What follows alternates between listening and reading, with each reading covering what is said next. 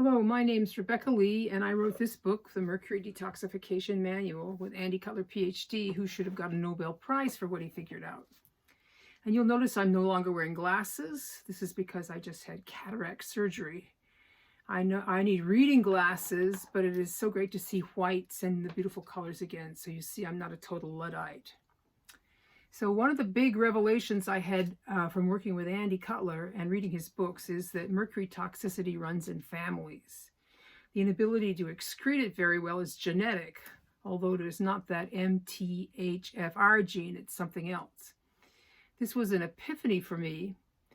Now I will sometimes question clients about their families and hear to no surprise that their cousin has MS and their niece autism and grandmother dementia and so forth.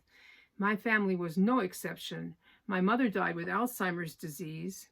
My poor brother with dementia in a memory care place where they stuffed him full of downers. And my aunt, as nutty as a fruitcake, in her 90s. My father had Asperger's and a familial tremor. I was reading over some diaries I had kept and came across something I wrote when my mother was succumbing to Alzheimer's disease. She and my father had sold their house in Arlington and bought their way into a fantastic retirement community run by the Episcopalians. My father died a lot earlier at 84, but my mom died in her 90s. I think she lived in this place for around 10 years, maybe more. She was very happy there. She had lots of friends from the Washington, D.C. area, intellectuals and retired diplomats like my father. My father's sister, who I mentioned above, lived there too. When my mother moved into this place at the age of about 84, she was sharp as a tack. She had a mouthful of amalgam fillings, but I remember an elderly gent who had come to deal with our piano when they moved in saying, "How old is your mother?" And then when I told him 84, he said, "My, she's spry." My mother loved and revered doctors and dentists. She loved the frigging doctor who took care of them in that retirement community. I know he handed out a flu shot every year.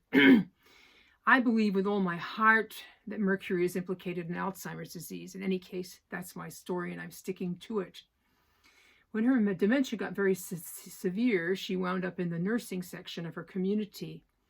My sister, who lives in California, must have read somewhere that ladies with Alzheimer's disease like dolls, so she sent one to my brother to take over to my mother. I found it kind of alarming, he told me. I opened the box, and there was this full-sized, really realistic baby. It looked like a stillborn. He took it over and showed it to my aunt. To his astonishment, she thought it was the most beautiful thing she had ever seen. When they took it to the second floor where my mother resided, all the nurses wanted to look at it and to hold it. Our mother was in and out of consciousness a lot by then. My brother said that although she was not enthusiastic about the doll, she did not say, "Who left that child here?"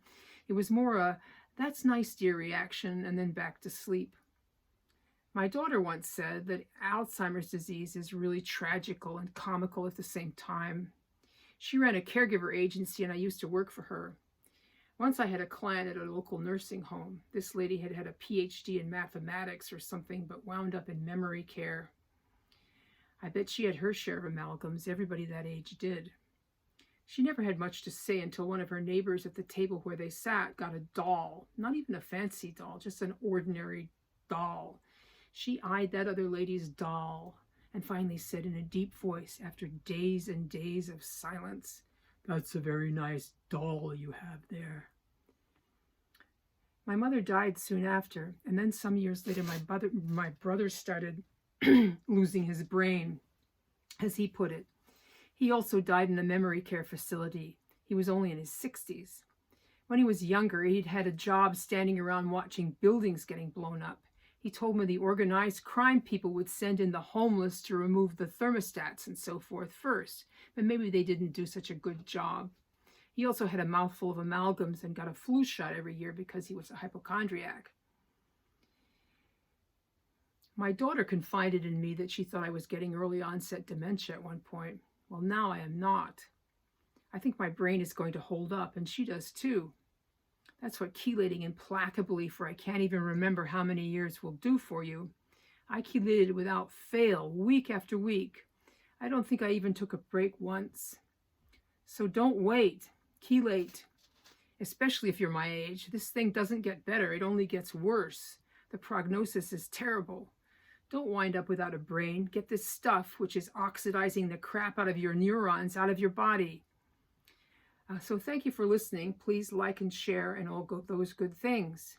We have epidemics of autism and dementia going on in our world.